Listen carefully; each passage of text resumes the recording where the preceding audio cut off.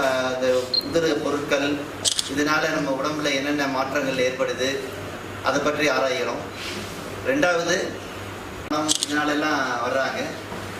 அப்போ அவங்களுக்கு வந்து எதனால மூட்டு பிரச்சனைகள் உண்டாகுது, அதை எப்படி தடுக்கிறது? ஃபார் எக்ஸாம்பிள் பார்த்தீங்கன்னா ஸ்போர்ட்ஸில் வந்து மெத்தட்ஸ் இருக்குது, அதை எப்படி தடுக்கிறதுங்கிற முறைகள் இருக்குது. ஸோ அதை வந்து நாங்கள் பப்ளிக் வந்து ஸ்கூல்ஸு காலேஜஸ் இதில் ஃபுட்பால் கிரிக்கெட்டில் டேக்கிளில் எப்படி டேக்கிள் பண்ணோம், எந்த முறைப்படி பண்ணால் நமக்கு இன்ஜுரி ஆகாது, அது மாதிரி சயின்டிஃபிக்காக அப்ரோச் பண்ணி போது அது நம்ம ஸ்கேன் சென்டர் தந்த முழு நோக்கம் என்னன்னாங்க, குருத்தெலும்புகள் பாதிக்கப்படுறதுக்குள்ள ஸ்பெஷலாக கண்டுபிடிக்கிற ஏர்லி ஸ்டேஜில் கண்டுபிடிக்கிற ஸ்கேன் மிஷின் சீமென்ஸ் வந்து வாங்கியிருக்கோம். குருத்தெலும்பு ஒரு கோட்டிங் மாதிரி ஜாயிண்டில் வளரும்.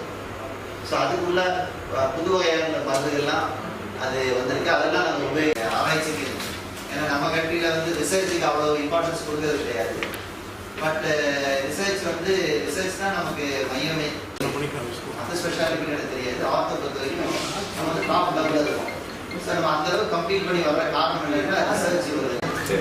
அந்த ப்ரிவென்ஷனுக்கு உள்ள முறைகளை தான் கண்டுபிடிக்கிறது. அதெல்லாம் பண்ணிருக்கோம்.